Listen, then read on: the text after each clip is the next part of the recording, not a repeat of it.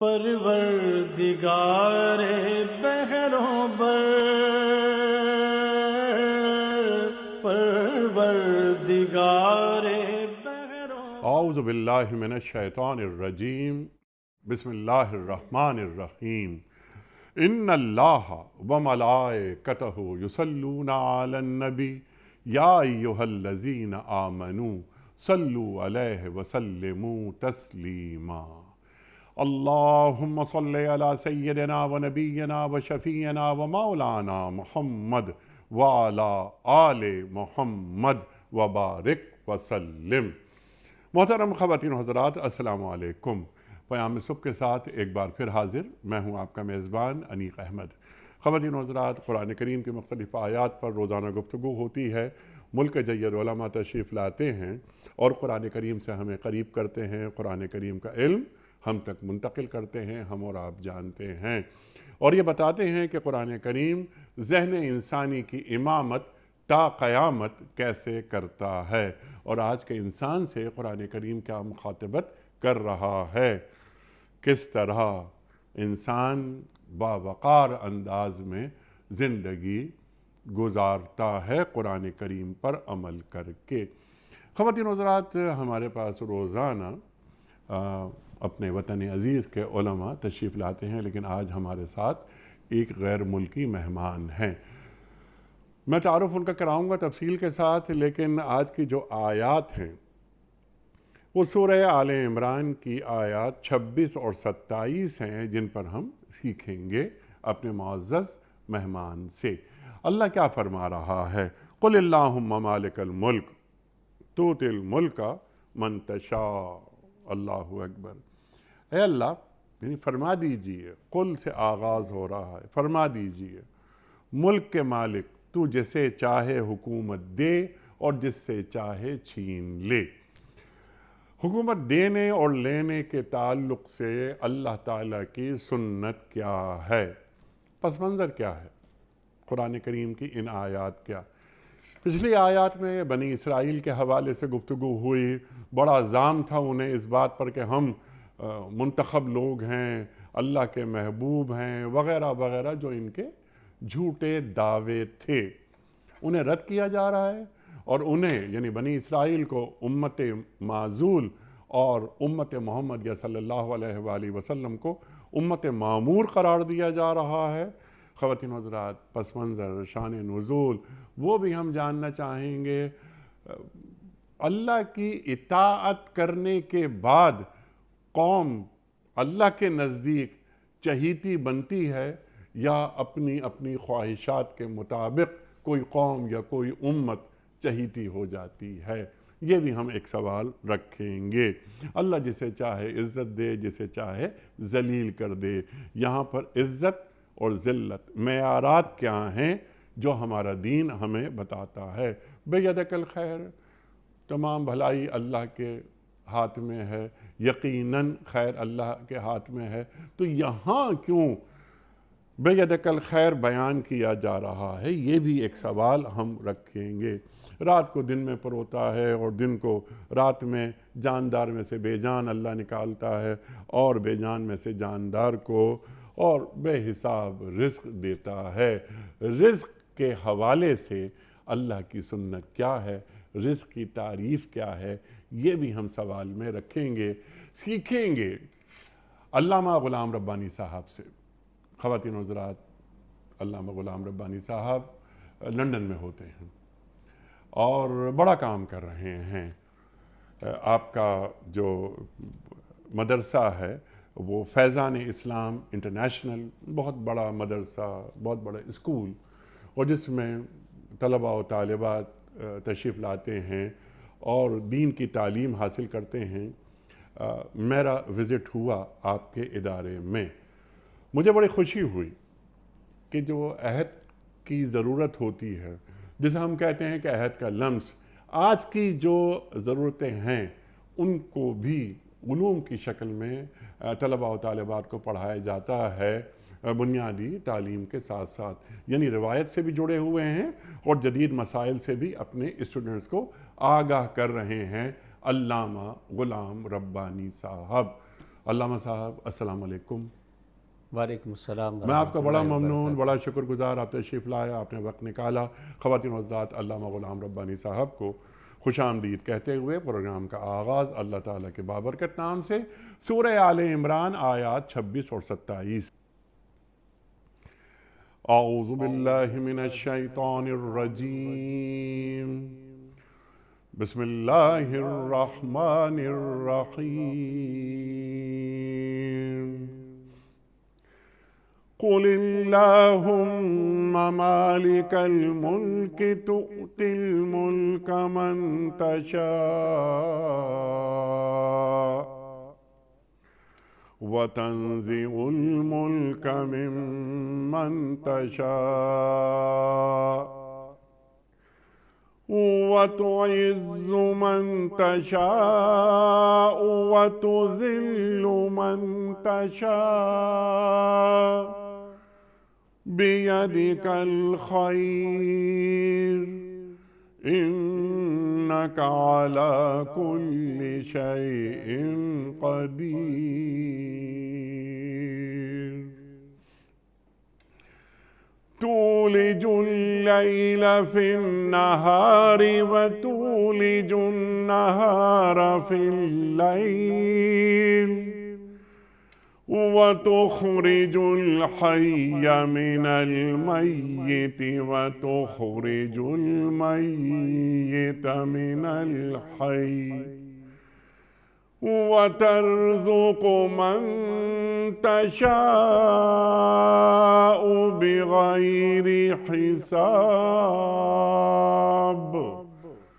صدق اللہ العظیم۔ کہو خدایا ملک کے مالک، تو جسے چاہے حکومت دے اور جس سے چاہے چھین لے، جسے چاہے عزت بخشے اور جس کو چاہے ذلیل کر دے، بھلائی تیرے اختیار میں ہے، بے شک تو ہر چیز پر قادر ہے۔ رات کو دن میں پروتا ہوا لے آتا ہے اور دن کو رات میں، جاندار میں سے بے جان کو نکالتا ہے اور بے جان میں سے جاندار کو، اور جسے چاہتا ہے بے حساب رزق دیتا ہے۔ خواتین و حضرات، اس سے پہلے کہ ہم رکھیں آج کے پروگرام کے حوالے سے پہلا سوال علامہ غلام ربانی صاحب کی خدمت میں، اس سے پہلے کوئز۔ علامہ صاحب، یہ چھوٹا سا ایک سلسلہ ہے دینی معلومات کے فروغ کے لیے ہم نے رکھا ہوا ہے، خاص طور پہ نوجوانوں تک دینی معلومات کا ابلاغ ہو۔ کل کا سوال ہمارا یہ تھا کہ سورہ انفال میں کس غزوے کا ذکر ہے؟ درست جواب غزوہ بدر کا۔ آج کا سوال نوٹ فرما لیجئے۔ قرآن کریم کی کس سورت کو باب القرآن کہا جاتا ہے؟ سورہ فاتحہ کو یا سورہ رحمان کو یا سورہ نحل کو؟ جو درست جواب آپ سمجھتے ہوں روانہ فرمائیے۔ ہمارے فون نمبرز ہیں 00922134527 ہمارا دوسرا فون نمبر ہے 009221343000980۔ ہمارا ای میل ایڈریس ps@dunyatv.tv، ہمارا SMS کا نمبر 3031 اور ہمارا واٹس ایپ کا نمبر ہے 00923218250194۔ حضرت ارشاد فرمائیے، اللہ کیا فرما رہا ہے؟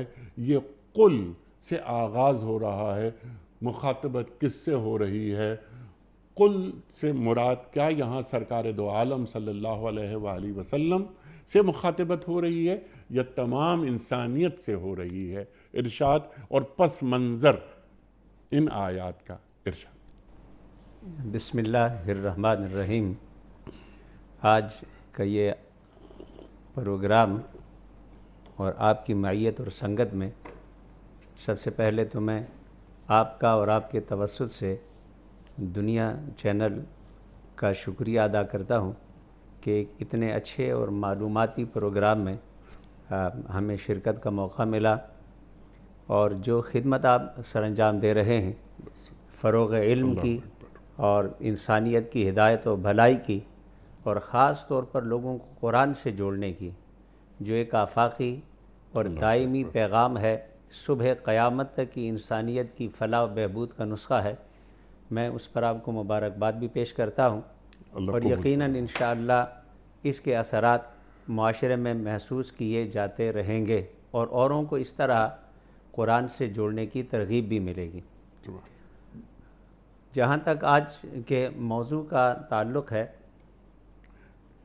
یہ سورہ آل عمران کی جن دو آیت مبارکہ کی تلاوت کا آپ نے شرف حاصل کیا، اگر ابتدا سے دیکھیں تو سورہ آل عمران کی جو ابتدا ہے اللہ تبارک و تعالیٰ کی شان سے، اس کی صفات سے، اس کے کمالات سے اور دلائل توحید سے اس کا آغاز ہوتا ہے، اور مختلف دلائل توحید بیان کرنے کے بعد ان آیات تک جب پہنچتے ہیں تو یہ آیات حقیقت میں ان دلائل توحید کا جنہیں سورہ آل عمران کی الف لام میم کے ساتھ شروع کر کے جن کی تمہید باندھی گئی، یہ ان دلائل توحید کا ثمرہ ہے، اور ان دلائل توحید کا نتیجہ ہے کہ جب اس وحدہ لا شریک اس ذات کے ساتھ اپنے آپ کو وابستہ کرو گے جو کائنات کا خالق ہے، مالک ہے، تو اس کا ثمرہ تمہیں کیا حاصل ہوگا؟ ایک تو یہ بات ہے کہ اس کا ثمرہ یہ ہے کہ زندگی میں کچھ چیزیں ہیں جو انسان کا بہت بڑا کنسرن ہوتی ہیں۔ ایک ہے اس کا اقتدار، مالک الملک سے انسان کے تصوری اقتدار کو فرمائے کہ یہ اس رب سے جڑے رہو گے تو تمہیں اقتدار اور عزت و وقار نصیب ہوگا۔ اس کے بعد انسان کی سوشل لائف میں عزت ہے، آنر ہے، رسپیکٹ ہے، اس کا سلسلہ بیان کیا گیا ہے۔ اس کے علاوہ جو معاشرتی اسٹیٹس ہے اس کو بھی اسی آیہ مبارکہ میں بیان کیا گیا ہے، اور اگلا فلسفہ موت و حیات اس کو بھی اسی آیہ مبارکہ میں بیان کیا گیا۔ یعنی انسانی زندگی کی جو بنیادی ضرورتیں ہیں ایک ایک کر کے ان کی طرف اشارہ کر کے انسان کو کہا گیا کہ وہ رب جس کی ذات سے، جس کی صفات سے تمہیں پہلے آشنا کیا گیا، اگر تم اسے کما حق شناسائی کر لو اور اس ذات سے جڑ جاؤ تو یہ ساری چیزیں اس کی بارگاہ سے تمہیں بطور انعام عطا ہوں گی۔ ایک تو یہ بات ہے۔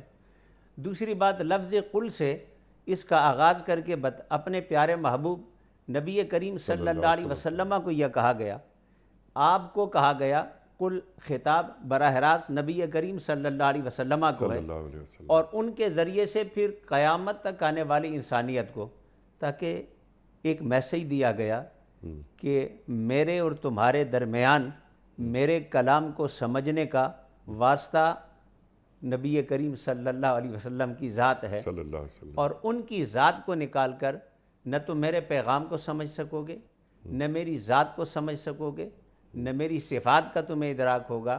اور جنہوں نے اس ذات کو نکال کر یا جو تصور پیغمبری اور منصب نبوت و رسالت ہے اس سے نکال کر مجھے سمجھنے کی کوشش کی ہے، وہ کبھی وہ مظاہر فلکی اور اجرام فلکی کی عبادت میں ڈوب گئے، کبھی وہ گائے تک آ گئے، کبھی وہ سانپ کی پرستش کرنے لگے، کسی نے اپنی عقل سے کسی ہیبت کو دیکھا تو اس ذات تک پہنچنے کے لیے اس تاریکی میں اس کی دہشت اور ہیبت کو اپنے لیے معیار بنا لیا، کسی نے کسی شے کی روشنی کو معیار بنا لیا، کوئی سورج کا، کوئی چاند کا۔ تو لفظ قل ہمیں بتاتا ہے کہ تنہا عقل سے تم مجھ تک نہیں پہنچ سکتے، میرے کلام کی تعبیر اور میرے کلام کی تشریح کے لیے تمہیں ذات محمد مصطفیٰ کی ضرورت قدم قدم پر پڑے گی۔ یہ ہے فلسفہ قل جو رب کائنات نے فرمایا۔ اور آپ صلی اللہ علیہ وسلم کی ذات کو بیان کرنے کے بعد جو چیزیں آپ نے ترجمہ میں ذکر کی، تؤتی الملک من تشاء، اقتدار، حکومت، بادشاہت، جسے تو چاہتا ہے عطا کرتا۔ سبحان اللہ۔ اس سے قبل اقتدار، جسے تو چاہتا ہے عطا کرتا ہے، جسے چاہتا ہے عزت دیتا ہے، جسے چاہتا ہے اللہ تو ذلیل کرتا ہے یا ذلت دیتا ہے، اس سے قبل پچھلی آیات بھی آ رہی ہیں۔ میں نے انٹرو میں کچھ کہنے کی کوشش کی کہ ایک زعم، ایک فخر بنی اسرائیل اپنے ساتھ رکھتے تھے، جیسے پچھلی آیت ہی میں اللہ فرما رہا ہے کہ ان کی جو غلط فہمیاں یا خوش فہمیاں یا ان کی خام خیالیاں، لن تمسن النار الا ایاما معدودات، کہ یہ ہم جائیں گے نہیں جہنم میں، ہم تو خاص کسی اور جگہ اللہ فرماتا ہے نا قرآن کریم میں کہ ان کو ایک فخر ہوتا تھا کہ نانو ابناء اللہ و احباؤ، اللہ اکبر، ہم تو اللہ کے بیٹے ہیں، اللہ کے چہیتے ہیں۔ تو یہ چہیتے تمہاری، یہ تلک امانیہم، یہ تمہاری اپنی خیالات ہیں، اپنے خواہشات ہیں۔ تو کیا یہاں بنی اسرائیل کو معزول کیا جا رہا ہے اور امت محمدیہ صلی اللہ علیہ وسلم کو معمور کیا جا رہا ہے؟ یا بنی اسرائیل اذکروا نعمتی التی انعمت علیکم وانی فضلتکم علی العالمین، اس سے ذرا اس سے جوڑیں۔ اگر اس پہلو پر آئیں تو میں اس میں کچھ اور انداز سے اسے کہنا چاہوں گا۔ ارشاد۔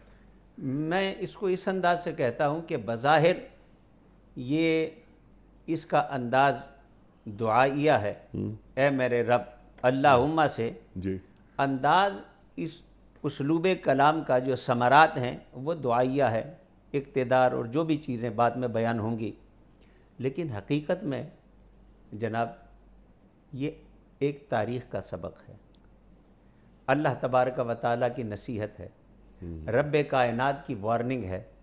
یہ ساری چیزیں بیک وقت اس ایک آیت میں ہیں۔ وہ کیسے؟ سبحان اللہ۔ اگر آپ اس کے پس منظر کو دیکھیں تو در حقیقت قل اللہم مالک الملک سے سب سے بڑا پیغام رب کائنات نے دیا کہ اے بنی، جس کا آپ نے ذکر کیا، اے بنی اسرائیل، انی فضلتکم علی العالمین، ہم نے تمہیں عالمین پر فضیلت دی، لیکن جب تم نے امارت کے، امامت کے تقاضوں کو پورا نہ کیا اور تم نے سوچا کہ یہ خاندانی وجاہت ہماری کسی ذاتی خوبی کی وجہ سے ہمیں ملی ہے، تو پھر ہم نے تمہیں پیغام دے دیا، ضربت علیہم الذلۃ والمسکنۃ وباؤوا بغضب من اللہ۔ کیوں؟ اس لیے کہ ہماری اس نیابت اور اس منصب کے کچھ تقاضے ہیں۔ تو یہ پیغام بنی اسرائیل سے بنی اسماعیل کو جو دیا، وہ جو کہتے تھے کہ ہم نے انتظار کیا ہے، اور پیغمبری کا سلسلہ جب سے شروع ہوا حضرت ابراہیم علیہ السلام سے، یہ ہم میں چلا رہا ہے، تو آخری آنے والا مبشرم برسول یأتی من بعد اسمہ احمد، وہ تو انتظار میں تھے نا، تو کہ بنی اسرائیل میں سے ہوگا، لیکن جب بنو اسماعیل میں سے آئے تو کیا ہوا؟ یعرفونہ کما یعرفون ابناءہم، جاننے کے باوجود انکار کیوں کیا؟ اس لیے کہ نشانیاں ساری انہیں بتا دی گئی تھیں، مگر انکار اس لیے کیا کہ یہ اس نسل میں سے نہیں جس سے ہم تھے۔ تو فرمایا کہ نسل میں سے ہونا کمال نہیں، ہم نے نیابت کا سلسلہ جو تمہیں عطا کیا، جب تم نے اس کے تقاضوں کو پورا نہ کیا، اب مشیت الہی یہ ہے کہ آخری چراغ اور صبح قیامت تک پیغام ہدایت بنو اسماعیل کے ذات محمد مصطفیٰ کے ذریعے پھیلے گا۔ ایک دوسری بات جو اسی آیہ مبارکہ میں بطور پیغام، میں نے کہا یہ تاریخ کا سبق ہے، بنو اسماعیل اور بنی اسرائیل کے ساتھ بھی نہیں، بلکہ اپنے دور کے فرعونہ کے لیے بھی، اپنے دور کے نمرود کے لیے بھی، اپنے دور کے شداد کے لیے بھی، اپنے دور کے قارون کے لیے بھی، جو کہتے تھے کہ انما اوتیت علی علم عندی، یہ تو ہمارے علم کا کمال ہے کہ ہم نے اتنی دولت کما لی ہے، اور وہ جو کہتے تھے کہ انا ربکم الاعلی، تم کہتے ہو کہ زمین پر رب ہیں، فرمایا ہم رب الارباب ہیں، جو زمین پر چھوٹے چھوٹے خدا پائے جاتے ہیں ان کے بھی ہم خدا ہیں۔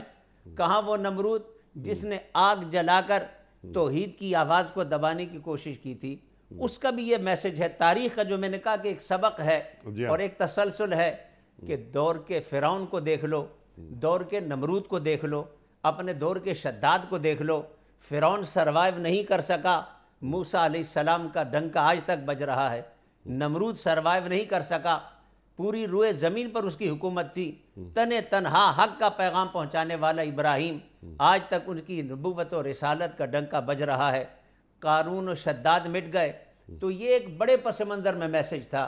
اب آتے ہیں مدینہ اور مکہ کے عرب کے پس منظر میں، کہا کہ اے ابو جہل و ابو لہب، تمہیں بھی اپنا سرداری کا بڑا زعم ہے، کہتے ہو کہ ہم قبیلوں کے سردار ہیں، اور میرے محبوب کو کہتے ہو میرے محبوب کو کہتے ہو کہ یہ تو ابتر ہے، اس کا تو کوئی نام لینے والا بھی نہ ہوگا، آگے ان کا ذکر کرنے والا بھی نہ ہوگا، اور تم نے اسے تنہا سمجھ کر مکے کی گلیوں میں ستایا، اس کے ماننے والوں پر تم نے ظلم و ستم کے پہاڑ توڑے، حتیٰ کہ تم نے اسے اپنے شہر سے نکلنے پر مجبور کیا، اس کے وفا شعار ساتھیوں کو۔ یہ مکہ سے رات کی تاریکی میں نکل کر بے شک مدینہ کی بستی میں گئے، لیکن اگر تمہیں لگے کہ چونکہ ہماری حکومت ہے، ہماری سطوت ہے، ہماری وجاہت ہے، تو وہ پیغام وہی نمرود و فرعون کا ہے۔ جب وہ اپنی تمام تر حکومت و ریاست و سلطنت، اقتدار و اختیار کے ساتھ نہ بچ سکے تو تم کون ہو اور تمہاری حیثیت کیا ہے؟ اے اپنے آپ کو شعلے کا باپ کہنے والے، اے اپنے آپ کو ابو جہل کہنے والے، سردارے پر فخر کرنے والے، وہ وقت آنے والا ہے اس لیے کہ اس اقتدار و اختیار کے مالک ہم ہیں، ہم جسے دیتے ہیں۔ ایک وقت آئے گا جسے تم بلال غلام سمجھ کر دھتکارتے ہو، یہ تمہارے کعبے کی چھت پر کھڑے ہو کر ایک دن اللہ اکبر کی صدا بلند کرے گا۔ جسے تم فارس کا اجنبی کہتے ہو، یہی میرے محبوب کے خاندان جو سب سے عالی خاندان ہے، جو سب سے اعلیٰ و عرفہ خاندان ہے، اس میں یہ میرے محبوب کی محبتوں کا ایک تحفہ بن کر شامل ہوگا، اور سلمان فارسی کی اجنبیت نہ رہے گی۔ روم کا آیا ہوا صہیب رومی جو یہاں تمہارے نزدیک ایک اجنبی ہے، اس کی اجنبیت نہ رہے گی۔ یہ شان سرداری کے ساتھ، یہ ضمنی مجھے بات یاد آئی کہ ابو جہل و ابو لہب کو کیا پیغام ہے کہ حضرت عمر بن خطاب رضی اللہ تعالیٰ عنہ حضرت بلال کو کہتے ہیں سیدنا بلال۔ کسی نے کہا یا امیر المؤمنین، آپ کی خاندانی وجاہت، آپ کا قبیلہ، آپ کا خاندان، اور ساتھ ساتھ آپ کی یہ اس وقت کی امت کی سربراہی اور امارت، آپ انہیں کہتے ہیں؟ کہا ہاں، میں اس لیے انہیں کہتا ہوں کہ ہم نہ ان کا رنگ دیکھتے ہیں، نہ ان کی نسل دیکھتے ہیں، ہم نے محبوب کو اس سے محبت کرتے دیکھا ہے۔ یہ اللہ میرے رسول کا محبوب ہے تو میرے رب کا بھی محبوب ہے، اس لیے ہمارا سردار ہے۔ سبحان اللہ۔ تو یہ پیغام ان کو بھی تھا، اور ساتھ ساتھ یہی پیغام صرف مکے کی وادی میں اپنے آپ پر فخر کرنے والوں کو نہیں تھا، کچھ نے پینترا بدلا، اپنے بن کر درمیان میں شامل ہو گئے، عبداللہ بن ابی کی طرح۔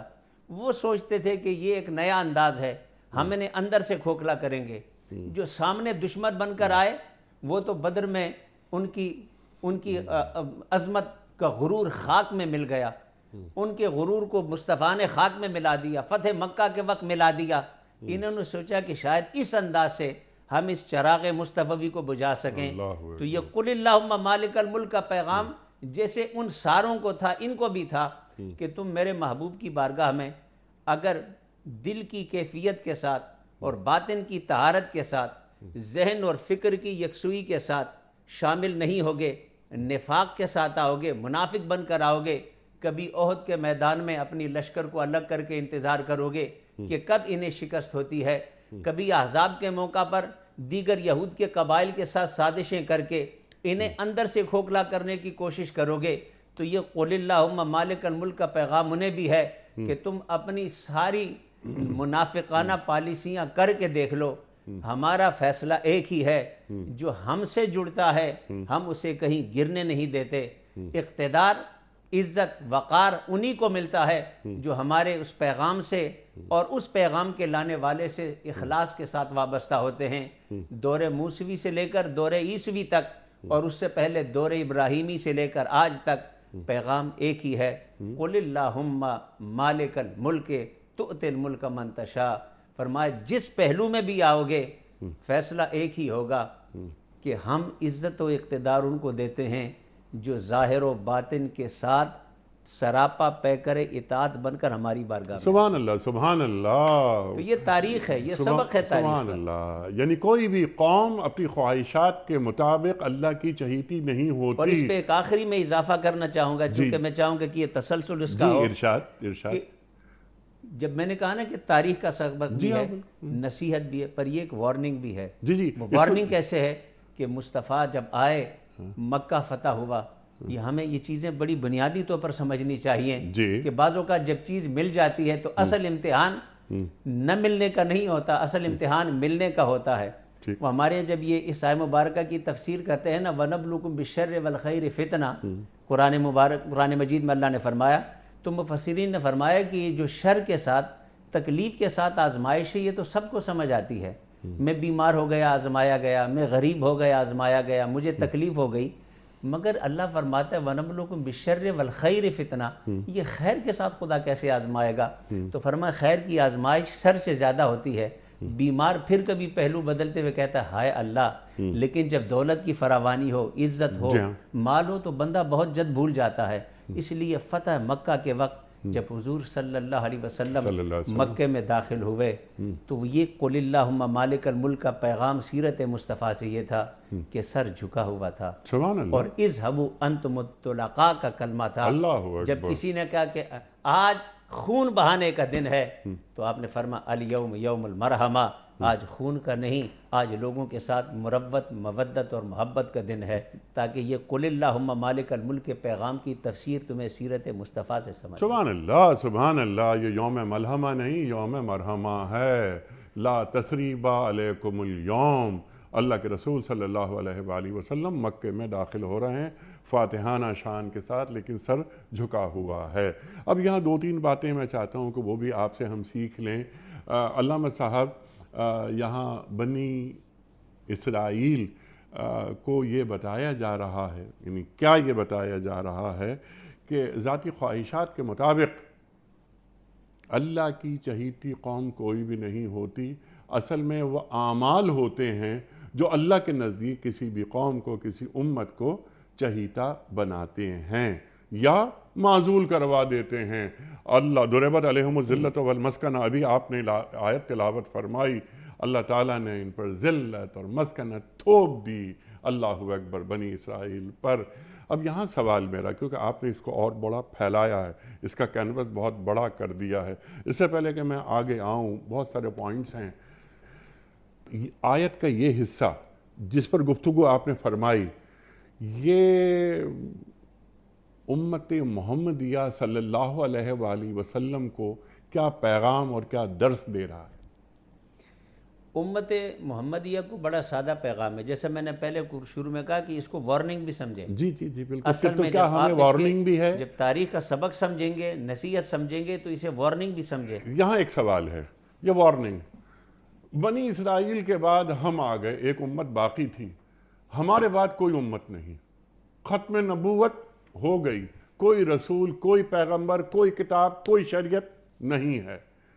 وارننگ سب کے لیے ہے، ہمارے لیے بھی، لیکن کیونکہ ہمارے بعد کوئی امت نہیں ہے، قرآن کے بعد کوئی کتاب نہیں ہے، تو ہم یعنی جو ہم محمد مصطفیٰ احمد مجتبیٰ صلی اللہ علیہ وآلہ وسلم سے وابستگی پر ہم ناز کرتے ہیں، یہ بات ہمارے فخر کے لیے کافی ہے کہ ہم امت محمدیہ کا حصہ ہیں صلی اللہ علیہ وآلہ وسلم۔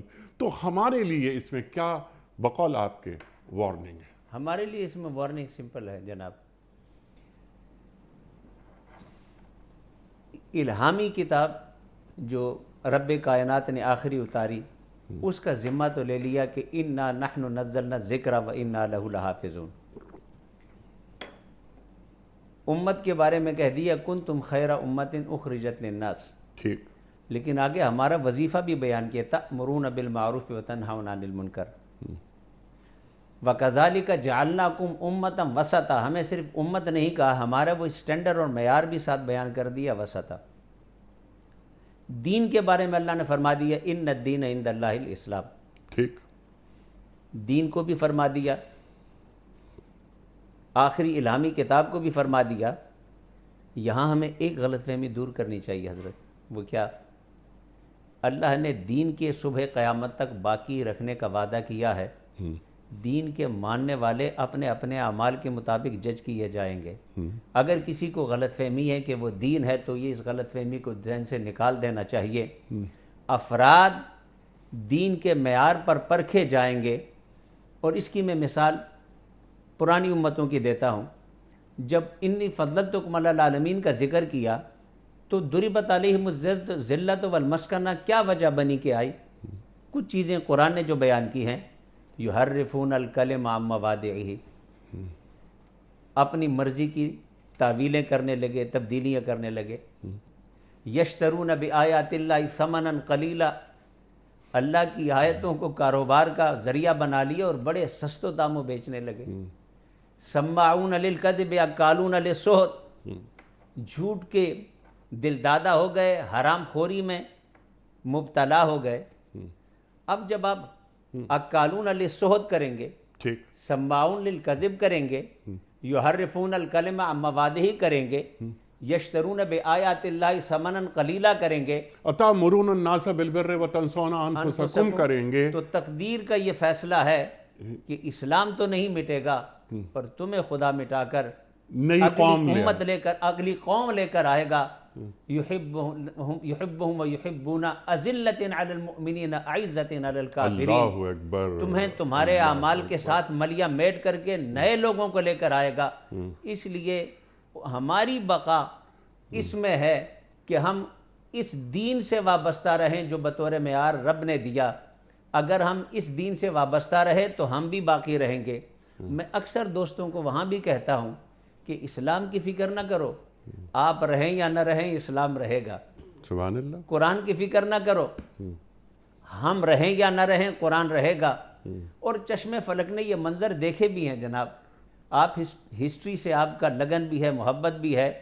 بغداد دجلہ کے پانی کو ہمارے کتابوں کی سیاہی سے سیاہ ہوتے ہوئے بھی دیکھا، اور سروں کے مینار بنتے ہوئے بھی دیکھا، پانی کو خون سے سرخ ہوتے ہوئے بھی دیکھا۔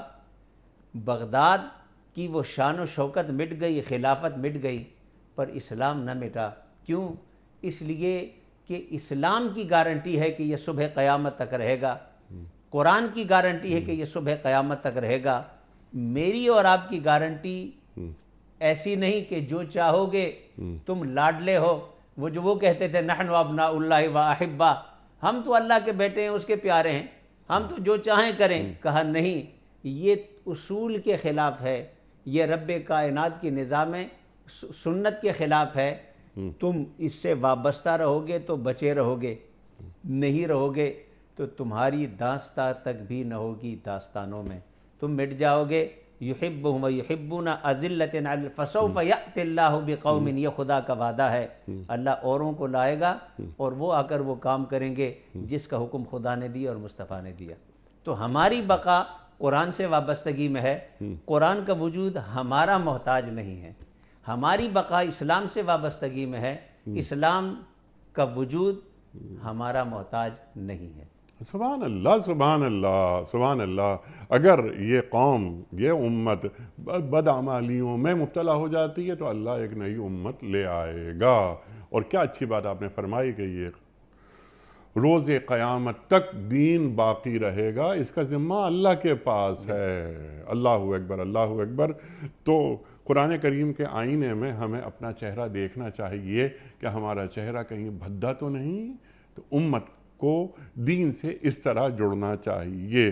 اچھا، اب آپ نے بالکل جو اگلے سوالات تھے، اگلی باتیں، وہ بھی آپ گفتگو میں لے آئے کہ قوموں کے عروج اور زوال کے بنیادی اسباب کیا ہوتے ہیں، وہ آپ نے تفصیل سے بیان فرما دیا۔ لیکن جو ایک جسے کہتے ہیں باٹم لائن، وہ صرف یہ ہے کہ اللہ اور اللہ کے رسول صلی اللہ علیہ وآلہ وسلم کے احکام سے جڑ جانا۔ اللہ اکبر، اللہ اکبر۔ افتؤمنون ببعض الکتاب وتکفرون ببعض۔ بنی اسرائیل کا ایک کام یہ بھی تھا کہ وہ اپنی کتاب کے کچھ حصوں پر، یعنی توریت کے کچھ حصوں پر ایمان لاتے تھے اور کچھ پر ایمان نہیں لاتے تھے۔ حضرت یہ فرمائیے کہ آج عالم اسلام، آپ دنیا کا سفر کرتے ہیں، ایک ویژن ہے آپ کے پاس، کہیں ایسا تو نہیں کہ خدا نہ خواستہ ہم نے بھی قرآن کریم کے ساتھ اپنا وہی تعلق روا رکھا ہے جو بنی اسرائیل نے توریت کے ساتھ رکھا تھا؟ جناب، یہ بڑی تلخ حقیقت ہے۔ میں آپ کو ایک واقعہ سناتا ہوں کہ ایک بہت بڑا سنگر تھا اور ہے، کیٹ سٹیون، جی جی، اس کا اب اسلامی نام یوسف اسلام۔ جی ہاں۔ اس نے ایک بڑی رنگین دنیا چھوڑ کر اسلام کے نور سے اپنے آپ کو منور کیا۔ جی ہاں، اور کئی مدرسے کھولے۔ جب لوگ اس کے کارنامے بیان کرتے ہیں، میں ان کو کہتا ہوں اس کی ساری باتیں بیان کرو، لیکن اس کی ایک بات کبھی نہ بھولا کرو کہ اس نے کہیں ایک دفعہ کہا تھا کہ thanks God I met Islam before Muslim. اللہ اکبر۔ کہتے ہیں اللہ کا شکر ہے کہ میں اسلام سے مسلمانوں سے پہلے ملا۔ सुभान अल्लाह। यानी मैंने कुरान को पहले देखा, हदीस को पहले देखा। अगर मैं मुसलमानों से पहले मिला होता तो शायद मेरी हालत और होती। अल्लाहु अकबर, अल्लाहु अकबर। आज हमारा अलमिया यही है। और हम, ये तो इस्लामी माशरा है जनाब, हम उस माशरे में जो सबसे बड़ा पैगाम लोगों को देते हैं कि ए मेरे भाइयों, ए मेरी बहनों, you are the ambassador of Islam in this society. इन लोगों के पास वक्त नहीं कि वो पूरा कुरान पढ़ सकें, इनके पास वक्त नहीं कि वो सिहाह सित्ता की 6 हदीसें पढ़ें, अहादीस की किताबें, ना उनके पास वो सलाहियत है। वो आपको देखते हैं, आप जब अपने इंट्रोडक्शन कराते हैं कि वी आर मुस्लिम, तो as a neighbour, as a friend, as a colleague, uni में, मोहल्ले में आपको देखते हैं। जब आप कोई अच्छा काम करते हैं तो वो इस्लाम को सलाम करते हैं, और जब आप कोई गलत काम करते हैं तो आपकी वजह से इस्लाम को गाली पड़ती है। मैंने कहा मेरे दोस्तों, कितनी बड़ी बदनसीबी और बदबख्ती होगी कि मेरी वजह से कोई इस्लाम को बुरा कहे, अल्लाहु अकबर, मेरी वजह से कोई इस्लाम से मुतनफ़िर हो, मेरी वजह से कोई इस्लाम से दूर दौड़े। अल्लाहु अकबर।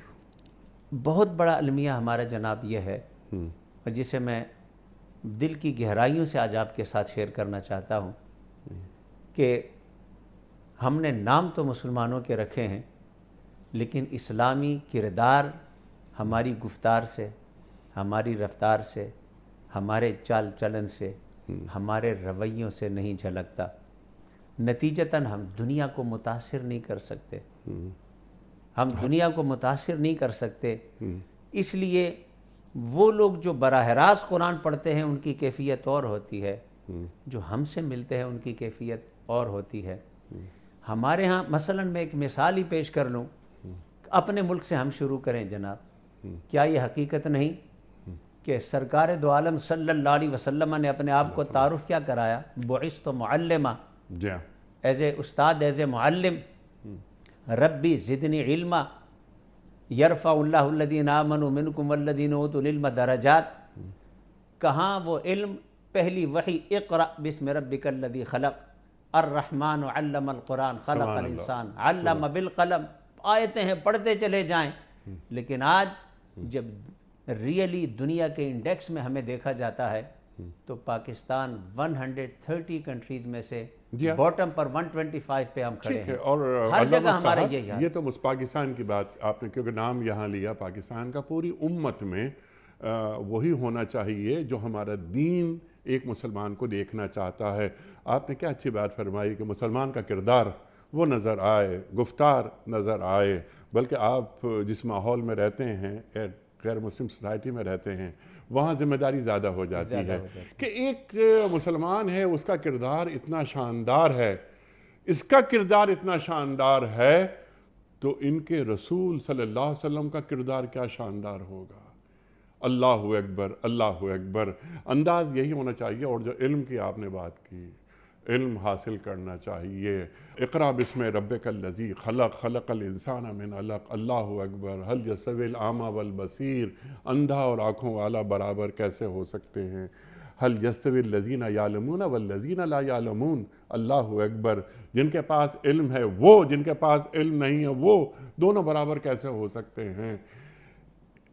कौन सी गलती हमसे हो रही है और इस गलती को या मिसिंग लिंक क्या है, ये इरशाद फरमा दीजिए। मैं समझता हूँ कि हमारा जनाब जो मिसिंग लिंक है वो हमारा अमल है। हम अमल से दूर हो चुके हैं या रफ्ता रफ्ता दूर हो रहे हैं। जब तक हम नबी करीम सल्लल्लाहु अलैहि वसल्लम की सीरत मुबारका को अपने लिए मशअल रानी बनाएंगे, कुरान को अपने लिए सामने नहीं रखेंगे, हमारा एक अलमिया जिसे हमें बार बार इस कुरान और इस प्रोग्राम के ज़रिए बयान करना चाहिए कि ये कुरान ख़त्म पढ़ने की किताब नहीं है, सिर्फ़ ख़त्म पढ़ने की, ताक में रख कर दुकान में बरकत लेने के लिए नहीं भेजी गई, ठीक, या घरों में बलाएं सिर्फ टालने के लिए नहीं भेजी गई। लक़द अंज़लना इलैकुम किताबन फ़ीहि ज़िक्रुकुम, میں کبھی کبھی کہتا ہوں آج کے دور میں سمجھانے کے لیے کہ اس آیت کا اگر مفہوم سمجھنا ہو تو نیویگیٹر سے سمجھیں۔ اللہ فرماتا ہے کہ ہم نے وہ کتاب اتاری ہے کہ تم نے اپنے آپ کو تلاش کرنا ہو، کہیں دنیا کی کسی کتاب میں تمہیں اپنا آپ نہ ملے، کسی مجلس میں نہ ملے، کتاب کو کھولو تمہیں اپنا آپ ملے گا۔ سبحان اللہ۔ تم کھڑے کہاں ہو، پیچھے کتنے ہو، کہاں جانا ہے، منزل کیا ہے۔ میں کہتا ہوں جو نیویگیٹر کا تصور ہے لقد انزلنا الیکم کتابا فیہ ذکرکم، آج ان سائنس نے نیویگیٹر بنایا، آپ کو آپ کا سپاٹ بتاتا ہے کتنا جانا ہے۔ آپ ایک دفعہ بھول جائیں پھر کہتا ہے ٹرن اراؤنڈ، پھر آپ بھول جاتے ہیں پھر آپ کو کہتا ہے کہ اگلے راستے سے سبحان چلیں۔ اللہ، سبحان اللہ۔ یہ قرآن کہتا ہے کہ تم مجھ سے جڑو رہو، جتنے بھی دائیں بائیں جاؤ گے میں پھر پلٹ کر تمہیں اہدنا الصراط المستقیم کی طرف لے کر آتا رہوں۔ اللہ اکبر۔ تم مجھ سے جڑے رہو، منزل تک پہنچانا میرا کام ہے۔ اگر سائنس کے ایک نیویگیٹر 10 مرتبہ بھولنے کے بعد بھی آپ کو بھٹکنے نہیں دیتا، گھما پھرا کر پھر آپ کو اپنے راستے پر ڈال دیتا ہے، تو لقد انزلنا الیکم کتابا فیہ ذکرکم کا دعویٰ کرنے والی کتاب، آپ اس سے جڑے رہیں، کبھی زندگی میں آپ کو نہ چھوڑے گی۔ آپ کا کام ہے اس سے جڑے رہنا، اس کتاب کا آپ سے وعدہ ہے کہ آپ کو اپنی منزل تک پہنچائے۔ سبحان اللہ، سبحان اللہ۔ اور وقتی طور پر اگر کوئی جہالت کی وجہ سے دوری ہو بھی گئی، بھول گئے جڑے رہے تو دوبارہ اسی پھر لے کر راستے آئے گا۔ پہ اللہ لے آئے گا۔ یا رب ان قوم اتخذوا ھذا القرآن مہجورا۔ اللہ اکبر۔ اللہ کے رسول فرما رہے ہیں صلی اللہ علیہ وآلہ وسلم، اے میرے رب، میری قوم نے اس قرآن کو چھوڑ دیا تھا۔ تو قرآن سے ہجرت نہیں کی جاتی۔ اللہ اکبر، سبحان اللہ، سبحان اللہ۔ علامہ صاحب کیونکہ وقت مکمل ہو رہا ہے پروگرام کا، یہاں پر جاندار میں سے بے جان کو نکالنا اور بے جان میں سے جاندار کو، اور رزق اللہ جسے چاہتا ہے بے حساب دیتا ہے۔ فرما دیجئے کہ رزق محض کھانا پینا مال دولت، صرف اسی کو رزق کہتے ہیں یا رزق کا دائرہ بہت بڑا ہے؟ رزق بہت وسیع تصور ہے اسلام میں اور قرآنی اصطلاح میں۔ ہر وہ چیز جس سے آپ کی نشو و نما ہو سبحان اللہ، سبحان وہ آپ کے لیے رزق ہے۔ علم، فکر، حکمت، ہدایت، یہ ساری چیزیں رزق ہیں جو رب کائنات آپ کو عطا فرماتا ہے۔ اولاد، کتنی چیزیں ہیں رزق ہیں۔ اس لیے ایک وہ ہیں رزق جو آپ کی جسمانی نشو و نما کرتی ہیں، ایک وہ ہیں جو آپ کی معاشرتی نشو و نما کرتی ہیں، ایک وہ ہیں جو آپ کی فکری نشو و نما کرتی ہیں، ایک وہ ہیں جو آپ کی اعتقادی نشو و نما کرتی ہیں۔ ہر وہ شے جو آپ کی نشو و نما کرے، آپ کی عزت و وقار میں اضافہ کرے، بڑھوتری کرے، وہ آپ کے لیے رب کائنات کی طرف سے رزق ہے، وہ اللہ کی نعمت ہے، اللہ کی طرف سے کرم اور فضل ہے جو اس نے آپ کو عطا کیا۔ اب پھر آپ کی ذمہ داری ہے کہ اس رزق کو صحیح استعمال کریں۔ اس لیے کہ پانی بھی جس سے آپ جعلنا من الماء کل شیء حی، اس میں بھی اگر آپ ڈبکیاں لگائیں گے تو ڈوب جائیں گے۔ وہ جو خود پیغام حیات ہے اس کا بھی استعمال اندازے کے مطابق ہو تو اس سے، یعنی چیزوں کا صحیح استعمال، یہ پھر رزق کے بارے میں پھر اگلا تصور ہے۔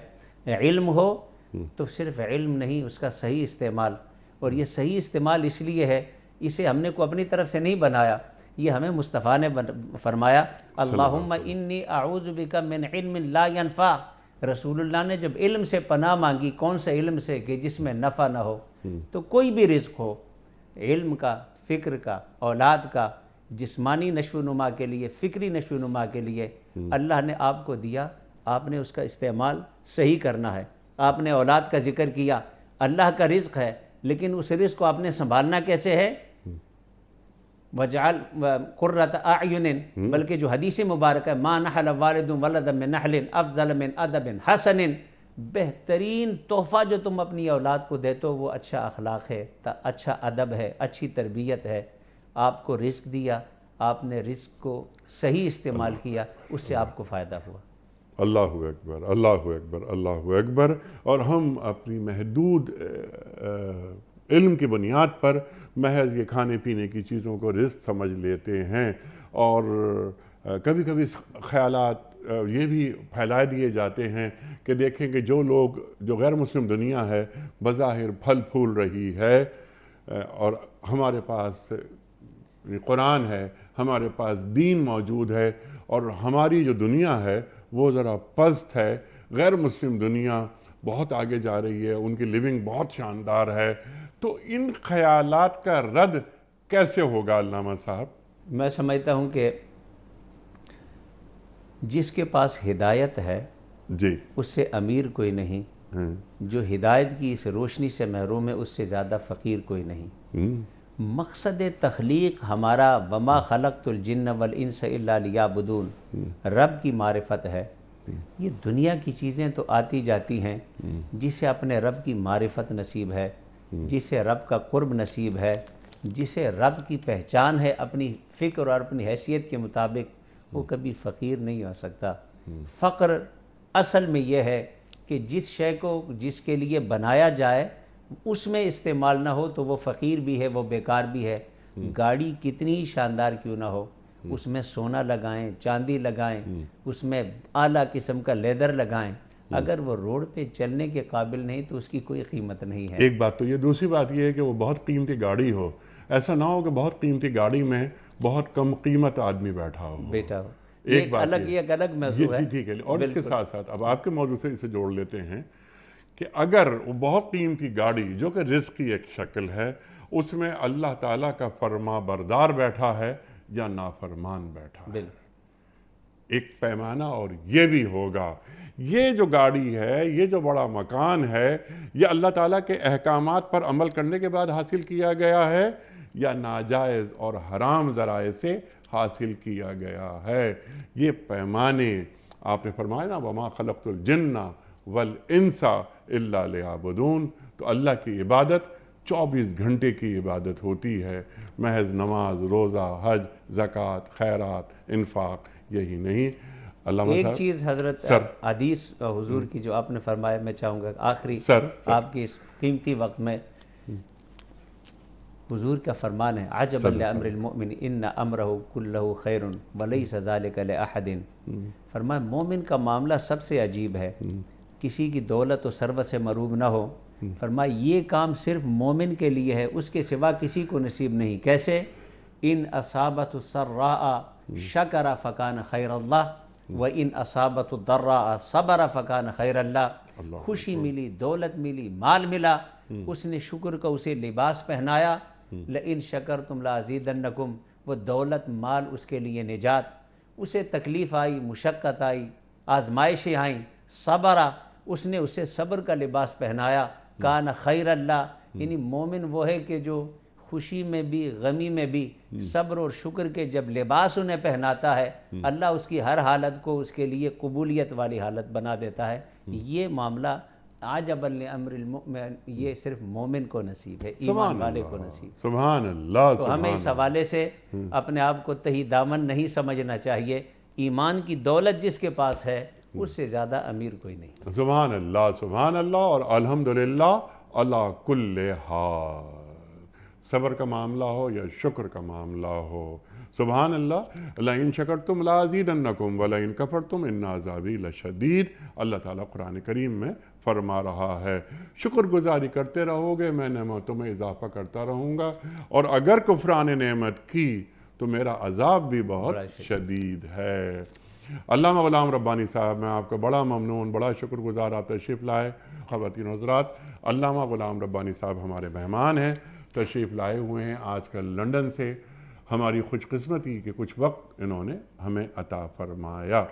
خواتین و حضرات، وقت مکمل ہوا ہمارے آج کے پروگرام کا کوئز۔ کل کا سوال ہمارا یہ تھا کہ سورہ انفال میں کس غزوے کا ذکر ہے؟ درست جواب غزوہ بدر کا۔ آج کا سوال یہ ہے کہ قرآن کریم کی کس سورت کو باب القرآن کہا جاتا ہے؟ سورہ فاتحہ کو یا سورہ رحمان کو یا سورہ نحل کو؟ جو درست جواب آپ سمجھتے ہوں روانہ فرمائیے۔ ہمارے فون نمبرز ہیں 0092214527009۔ ہمارا دوسرا فون نمبر ہے 0092214300980۔ ہمارا ای میل ایڈریس ps@dunyatv.tv، ہمارا SMS کا نمبر 3031، اور ہمارا واٹس ایپ کا نمبر ہے 00923258250194۔ حضرت ایک پرچی نکال کر آپ اعلان فرما دیجئے گا کہ ہمارے ونر کون ہیں. ایک پرچی آپ نکال لیجئے گا اس بال میں سے.